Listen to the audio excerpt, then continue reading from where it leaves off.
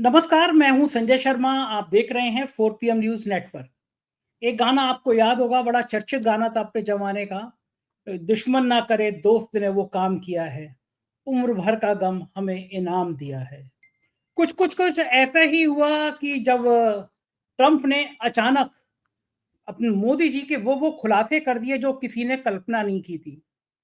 सदन चल रहा है और मुझे लग रहा है कि पाकिस्तान ने भी इतनी बेइज्जती, इतना अपमान नहीं किया मोदी जी का, जितना ट्रंप ने कर दिया। कांग्रेस समेत पूरा विपक्ष एक सुर में मांग कर रहा है और कह रहा है। राहुल गांधी ने तो संसद में कहा कि अगर इंदिरा गांधी जैसा कलेजा हो तो हिम्मत हो तो कह के दिखाओ कि ट्रंप ने युद्ध नहीं रोका, युद्ध रोकने को नहीं कहा, युद्ध विराम करने को नहीं कहा। ट्रंप का नाम तो लो।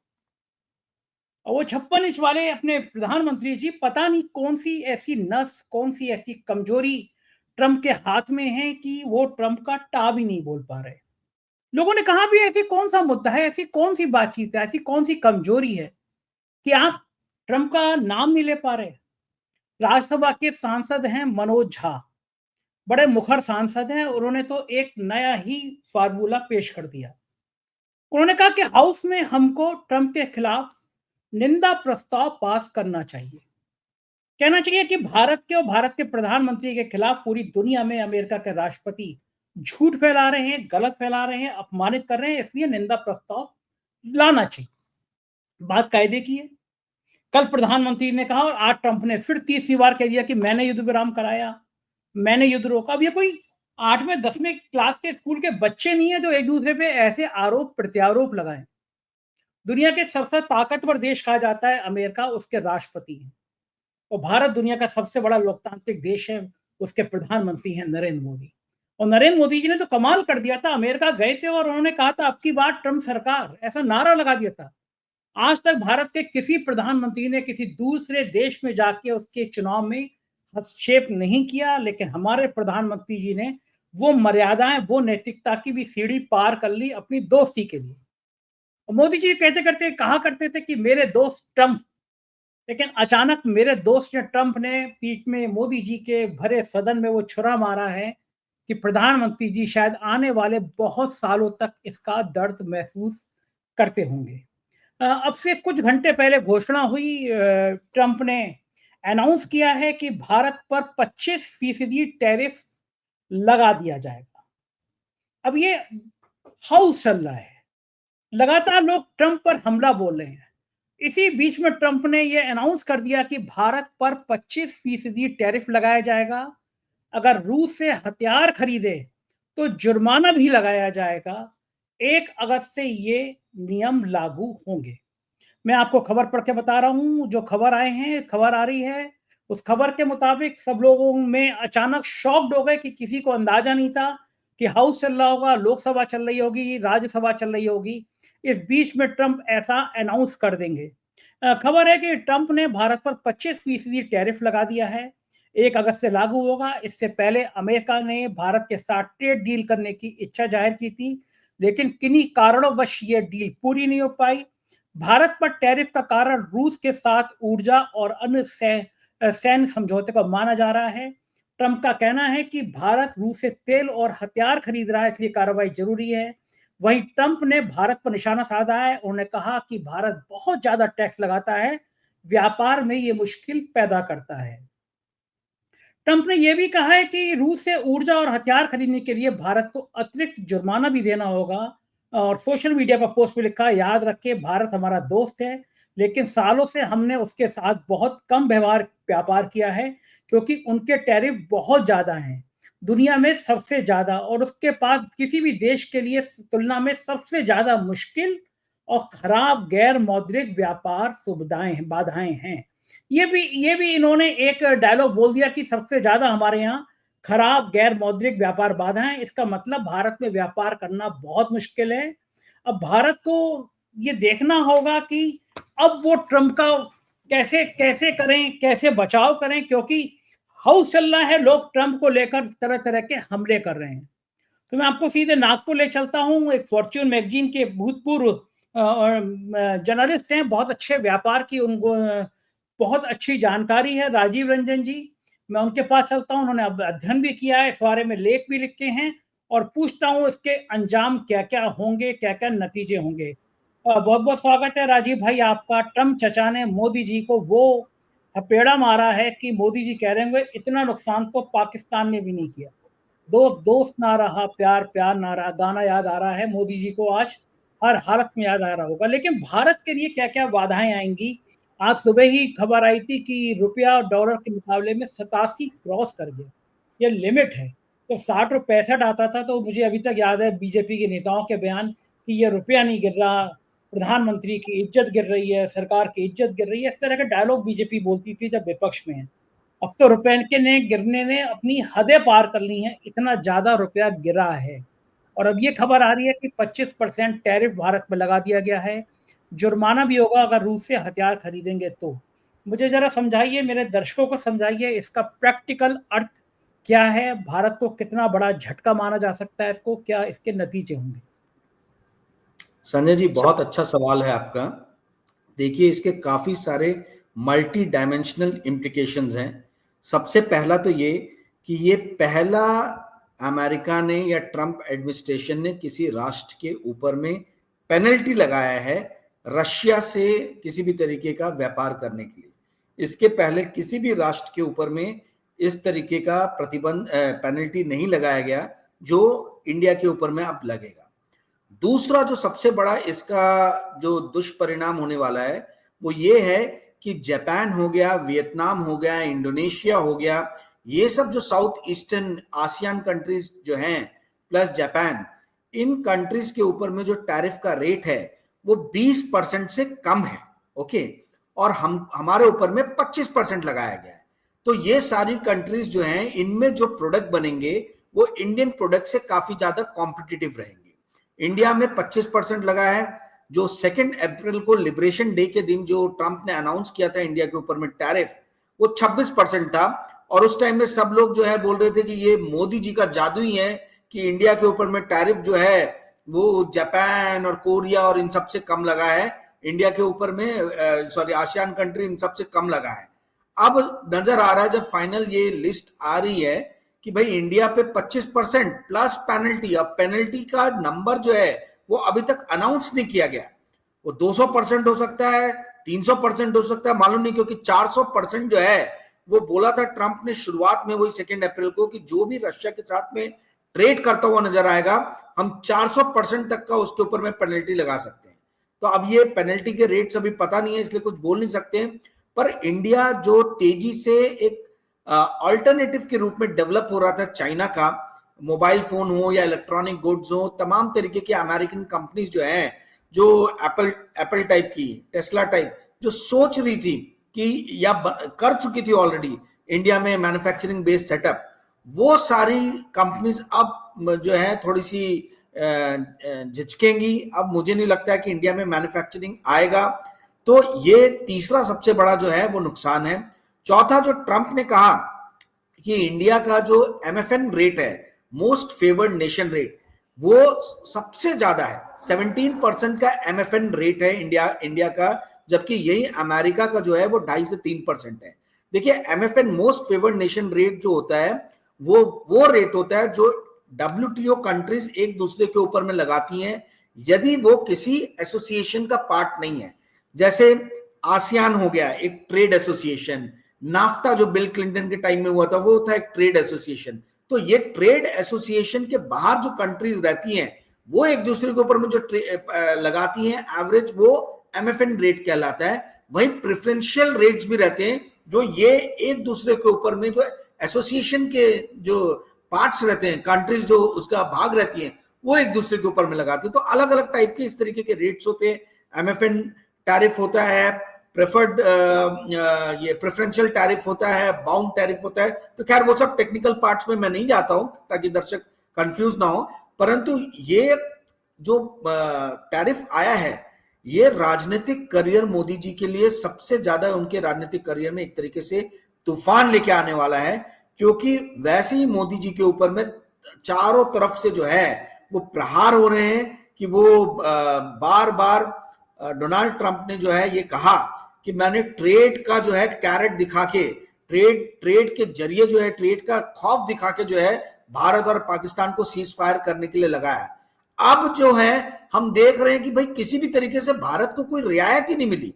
तो आपने मतलब मोदी जी तो इस पूरे के पूरे दौर में एक खोए हुए, एक हारे हुए नेता के रूप में नजर आ रहे हैं, जिनसे काम भी करवा लिए गए और देश को कोई फायदा भी नहीं हुआ।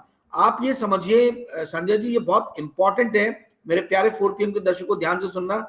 रीजन ये इस टैरिफ का लगने का, आज के अनाउंसमेंट का जो सबसे बड़ा सिग्निफिकेंस है वो ये है कि अमेरिका जो है वो इंडिया का सबसे बड़ा ट्रेड पार्टनर था लास्ट ईयर। $130 बिलियन का जो है वो लगभग ट्रेड इन दोनों देशों के बीच में मर्चेंडाइज ट्रेड हुआ है। ओके, और इंडिया का करीबन, जहां तक मुझे याद आ रहा है, 35 से 40 बिलियन डॉलर का सरप्लस रहा है। ठीक है, हमने कुछ 85 या 88 बिलियन डॉलर जो है वो उनको एक्सपोर्ट किया था और 40 to 43 बिलियन डॉलर जो है हमने इंपोर्ट किया था। तो ये जो 40 बिलियन डॉलर का जो ये बफे था, ये बफर हमको बहुत बड़ा एक सपोर्ट देता था जब चाइना या कोई दूसरी कंट्रीज के साथ में हमारा ट्रेड डेफिसिट होता था। अब वो बफर भी गायब होते हुए नजर आ रहा है, इसलिए इंडियन करेंसी गिर रही है। India is an import dependent country. हम गोल्ड से लेके तो ऑयल तक सारी चीजें जो हैं वो इंपोर्ट करते हैं मोस्टली। तो ये इंडिया के लिए आने वाले दिनों में करेंसी के लिए बहुत ही खराब न्यूज लेके आया है।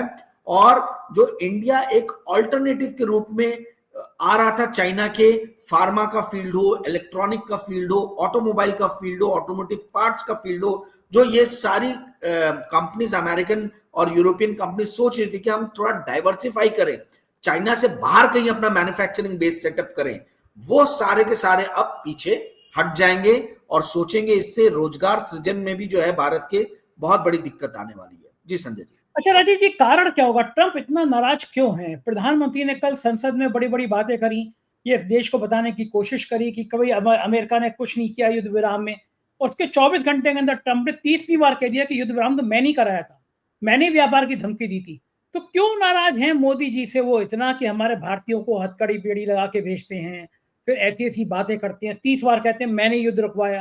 मतलब मोदी जी की किरकिरी कराने में ट्रंप पीछे नहीं हो रहे। कहाँ भक्त लोग ट्रंप के आने पर हवन कर रहे थे, पूजा कर रहे थे कि ट्रंप आ गए, मतलब मोदी जी के बड़े भाई आ गए, छोटे भाई आ गए, इस तरह की बातें हो रही थी। लेकिन अब वो ही ट्रंप को पानी पी पी के भक्त कोस रहे हैं। तो ट्रंप ने ऐसा, मोदी जी ने कौन सी उसकी बहन के भैंस के डंडा मार दिया है कि इतना ज्यादा बौखलाए हुए ट्रंप? कारण क्या है? देखिए, 2-3 कारण है। एक तो जब बाइडेन प्रेसिडेंट थे उस टाइम में मोदी जी का विजिट हुआ था अमेरिका में, और उसमें पहले ये इन लोगों ने डिसाइड किया था कि ट्रंप से भी मुलाकात करेंगे, जो मेरे स्रोतों ने मुझे बताया था। और लास्ट मोमेंट पे बाइडेन एडमिनिस्ट्रेशन के मना करने के कारण जो है मोदी जी ट्रंप से मिले नहीं। तो ये ट्रंप को बहुत ज्यादा ये बात चुभ गई कि मैं तो मोदी जी को दोस्त मानता हूं और ये जो है ये बाइडेन एडमिनिस्ट्रेशन के प्रेशर में आ गए और पीछे हट गए। एक रीजन ये है। दूसरा ये है कि वहां माना यह जाता है कि रशिया जो है वो यूक्रेन के साथ इतनी लंबी युद्ध नहीं लड़ पाता यदि चाइना और इंडिया जो है रशिया से नेचुरल गैस और पेट्रोलियम प्रोडक्ट्स, क्रूड ऑयल नहीं खरीदते। तो इंडिया ने भर भर के क्रूड खरीदा है रशिया से। वो बात अलग है कि इसका फायदा आपको, मुझको, आम नागरिकों को भारत के नहीं मिला है। उसका फायदा जो है सारा इंडियन ऑयल कॉर्पोरेशन या बीपीसीएल या रिलायंस इंडस्ट्री, इन लोगों को मिल गया है। उसका फायदा जनता जनार्दन तक नहीं पहुंचा है। तो अमेरिका इस चीज से बहुत दिनों से जो है बाइडेन एडमिनिस्ट्रेशन के टाइम से ही इंडिया को समझा रहा था कि भाई आप रशिया से ऑयल और नेचुरल गैस खरीदना बंद करो, ना रशिया को जो है आमदनी होगी और ना रशिया ये युद्ध जो है वो लंबा खींच पाएगा। परंतु हमारी रशिया के साथ में पुरानी दोस्ती है और फायदा हो रहा था इंडियन कंपनीज को।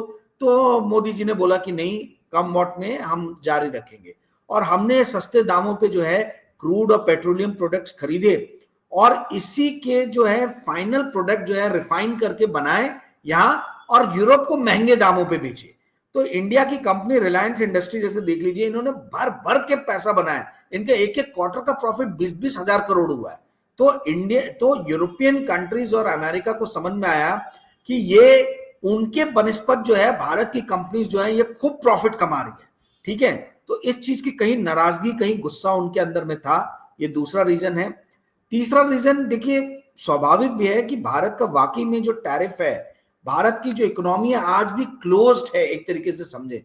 हम बहुत सारे प्रोडक्ट्स पे बहुत हाई टैरिफ लगाते हैं और मुझे उसका कारण समझ में नहीं आता। एग्रीकल्चर तो मैं समझता हूँ कि भारत की 45% जो है जनता एग्रीकल्चर पे डिपेंडेंट है, तो आपने वहां लगाया, परंतु ऑटोमोबाइल पे क्यों लगा रहे हो भाई? आप बजाज को, हीरो मोटर्स को, महिंद्रा को, इनको क्यों दे रहे हो आप? मतलब ये तो इतने सालों से इंडस्ट्रीज है, अब तो इनको इतना कॉम्पिटिटिव हो जाना चाहिए कि इनको खुद के अपने दम पे लड़ना चाहिए। ये जब इनके आप मालिकों को सुनो, जब भी आते तो ऐसी बड़ी बड़ी बातें करते हैं, कैपिटल मार्केट्स, फ्री मार्केट्स, है ना, इन सब पे लंबे चौड़े जो है भाषण देंगे, और जब खुद के व्यवसाय व्यापार की बात है तो इनको सरकार से प्रोटेक्शन चाहिए। तो ये डबल स्टैंडर्ड है। तो आप या तो फ्री इकोनॉमी की बात कर लो, या फिर आप जो है ये इस चीज के ऊपर में जो है स्वीकार करो कि हम फ्री इकोनॉमी के पार्ट नहीं है, हमको सरकार से मदद मिलती है। भारत के बहुत सारे आज भी उद्योग धंधे जो हैं वो गवर्नमेंट की रहम और उनकी दया कृपा दृष्टि के कारण ही चल रहे हैं, नहीं तो फॉरेन की कंपनीज कब की आके उनको जो है उनका गला घोट चुकी रहती है। तो इंडियन कंपनीज जो है, अब बताइए मारुति सुजुकी जापानी कंपनी है, तो आप क्यों फॉरेन के आपने ये क्यों बना के रखा कि इतने मीटर लंबी गाड़ी रही तो उसके ऊपर में इतना टैक्स रहेगा, 10% रहेगा, 15% रहेगा, उससे ज्यादा लंबी रही तो 28%, 40% रहेगा। आई मीन ये सारी चीजें जो है आप यहाँ के उसको क्यों प्रोटेक्ट कर रहे हो? यदि मारुति सुजुकी जॉब दे रहा है या महिंद्रा जॉब दे रहा है तो बाहर से आई हुई फोर्ड भी जॉब देगा। फोर्ड इंडिया छोड़ के चला गया, फोर्ड इसलिए इंडिया छोड़ के चला गया क्योंकि उसको नजर आ रहा था कि इंडिया के अंदर में जो टैरिफ रेट है वो किसी भी तरीके से जो है वो कंड्यूसिव नहीं है। तो इंडिया के जो बिजनेसमैन है ये डबल स्टैंडर्ड वाले हैं, ये आपके मेरे सामने आते हैं तो बहुत फ्री इकोनॉमी की बात और कैपिटलिस्ट सिस्टम की जो है लंबी चौड़ी जो है डिंगे हाकेंगे, बड़ी बड़ी बातें करेंगे, और खुद जो है वो पूरे मजे भोग रहे हैं गवर्नमेंट के साथ में कोल्यूड रहने के। तो डोनाल्ड ट्रंप ने उस डबल स्टैंडर्ड के ऊपर में प्रहार किया है और ये होना ही था। ये अगर आप कैपिटल सिस्टम के पार्ट हो तो आप इतने हायर टैरिफ के साथ में नहीं चल सकते हो। आने वाले दिनों में इसके बहुत दुष्परिणाम हमको नजर भी आएंगे। जी संजय जी, एक आखिरी सवाल, मोदी जी जवाब क्यों नहीं दे पा रहे हैं? ट्रंप कह रहा है कि मैंने युद्ध रुकवाया, मैंने युद्ध रुकवाया, तो मोदी जी कह क्यों नहीं पा रहे हैं कि तुम झूठ बोल रहे हो, नहीं रुकवाया? कौन सी कमजोर नस है मोदी जी की ट्रंप के पास? कमजोर नस तो देखिए एक चीज समझ लीजिए कि भारत और चाइना की स्वाभाविक जो है वो दुश्मनी है, ठीक है। तो आज विश्व में दो ही बड़ी धुरी रह गई है पावर की, एक है अमेरिका और दूसरा चाइना। भारत चाइना की धुरी में जाना नहीं चाहता है, तो वो किसी भी तरीके से अमेरिका के साथ में दोस्ती बनाए रखना चाहता है, और वो कोई भी ऐसा स्टेटमेंट मोदी जी नहीं देना चाहते हैं जिससे ट्रंप जो है अपना, मतलब ट्रंप का भौकाल एक बार चला, ट्रंप जो है एक बार क्रोध में आ गए तो आपको मालूम है अपने देश में लोगों की ऐसी तैसी कर डालते, तो ये तो खैर बाहर के इनका क्या करेंगे भगवान जाने। एक तो ये जो है ये बहुत बड़ा एक प्रेशर है कि चाइना के धुरी में ये जाना नहीं चाहते। दूसरा जो है वो अमेरिका में गौतम अदानी का मामला लटका हुआ है। गौतम अदानी के मामले में ये चाहते हैं कि किसी भी तरीके से जो है वो सख्ती ना बरते अमेरिकन गवर्नमेंट। ऑलरेडी जो है कोर्ट में केस जो है मेरे ख्याल से वो शुरू हो चुका है उसकी सुनवाई, और ये चाह रहे हैं कि गवर्नमेंट के किसी भी तरीके से वो मतलब गलत उसमें ना जाए ताकि उनके मित्र गौतम अदानी को किसी भी तरीके का फायदा हो। तो गौतम अदानी को भी प्रोटेक्ट करने के लिए कहा जा रहा है कि ये किसी भी तरीके से डोनाल्ड ट्रंप को जो है वो परेशान नहीं करना चाह रहे हैं या उनको छेड़ना नहीं चाह रहे हैं। तीसरा जो एक बड़ा मेरे को जो इसके अंदर में एक फैक्ट नजर आ रहा है, बहुत सारे गुजराती लोग अमेरिका में सेटल हैं, और राष्ट्रीय स्वयंसेवक संघ और महाराष्ट्र के भी लोग जो आरएसएस से जुड़े हैं, इनके बच्चे कच्चे जो हैं वो सब जो है यूएसए में सेटल हैं। बड़े बड़े ब्यूरोक्रेट्स के बच्चे यूएसए में पढ़ रहे हैं।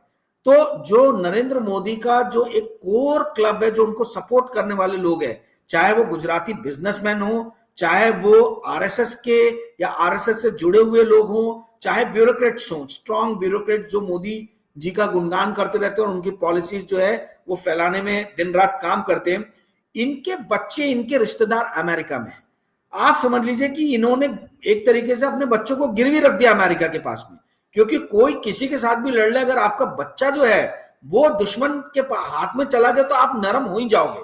तो ये भी एक बड़ा रीजन कहा जा रहा है कि आरएसएस नहीं चाहता है ब्यूरोक्रेट्स जिनके बच्चे अमेरिका में हैं, वो नहीं चाहते हैं कि मोदी जी जो है अमेरिका के अगेंस्ट में जाए, और मोदी जी की खुद की भी हिम्मत नहीं है, क्योंकि उनके जो गुजराती जो कोर सपोर्ट बेस है, जो मोदी मोदी मोदी करता है जब भी ये अमेरिका या कोई भी देश में जाते हैं, वो अमेरिका में बसे हुए लोग हैं या वो इंग्लैंड में बसे हुए लोग हैं।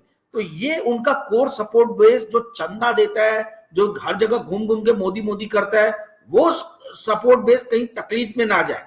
यदि मोदी जी ने कुछ भी किया तो वो सपोर्ट बेस को तकलीफ में ऐसा लग रहा है कि वो आ सकता है। आप ऑलरेडी देख रहे हैं कि इमिग्रेशन के मामले में किस तरीके से जो है ट्रंप हाथों में बेड़ी लगा के, पैरों में जो है रस्सियों से बांध के, मतलब जो है जिस तरीके से अपमान कर रहे हैं, वो अपमान क्या आरएसएस से जुड़े हुए लोगों के बच्चे या गुजराती बिजनेसमैन या बड़े बड़े ब्यूरोक्रेट्स के बच्चे झेल पाएंगे?